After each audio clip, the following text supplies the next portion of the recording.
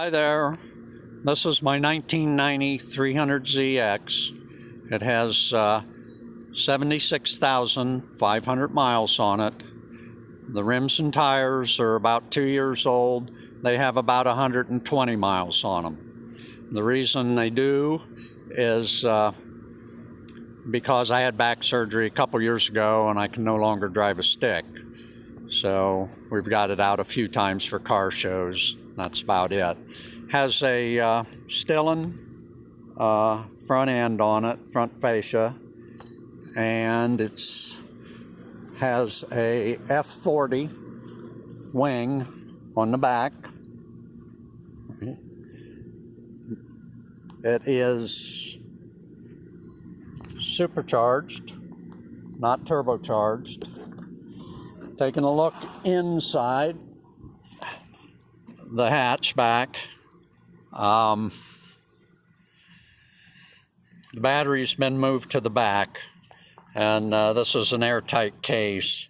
It's got 4 of these chrome latches, keeps the lid on. It's very solid, isn't going anyplace. I have documentation for almost everything that's been done to the car. I also have a battery tender plug. There's a little electronic battery tender in there, so when it's in storage, I can keep the battery charged. If I want to plug it in, it usually stays up though.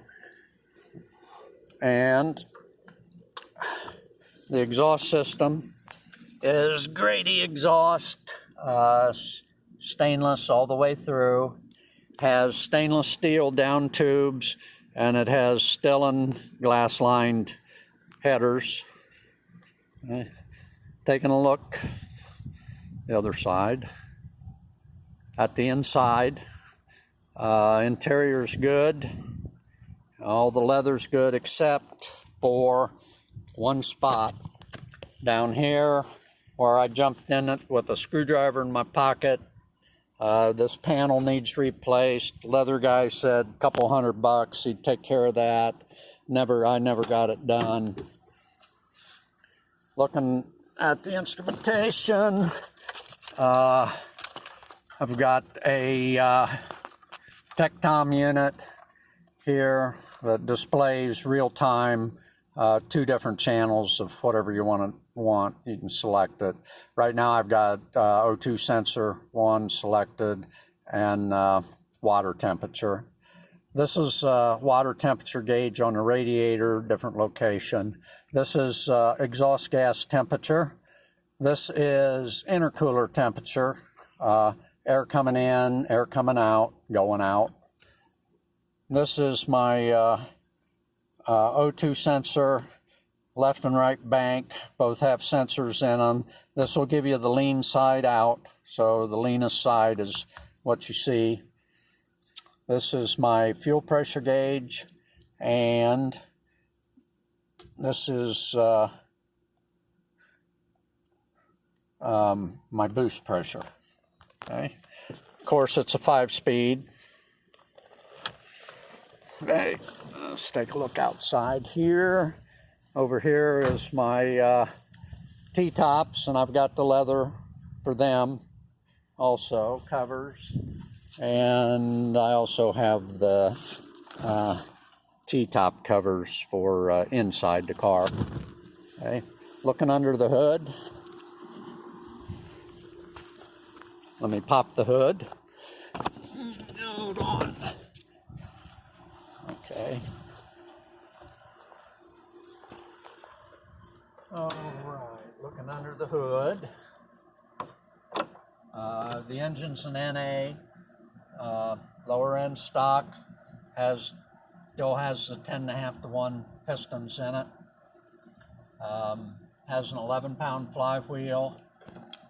Did have a high performance clutch, but I took that out hoping I would be able to drive it, and I had Lima transmission put in a stock, brand new stock clutch, pressure plate. Didn't help my back.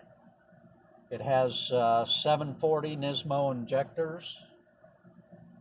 The supercharger is a Vortec S1 trim, counter rotation, and it makes I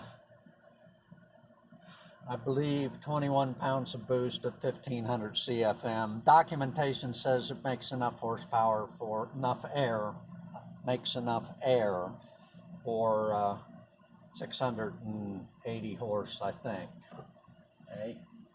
Taking a look up front here, got of course the fans are 1500 CFM fans on the radiator, and they are controlled by this controller, which you can adjust the temperature.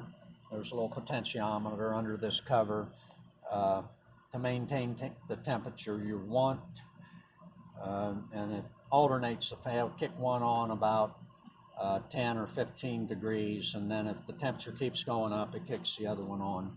Down here is my boost bypass valve, the racing valve made by Vortec, the aluminum one, and all the piping is aluminum for the supercharger, 2.5 and 3 inch. Intercooler is thick. I'm not sure how many cores. I think it's at least 3 cores. And the intake air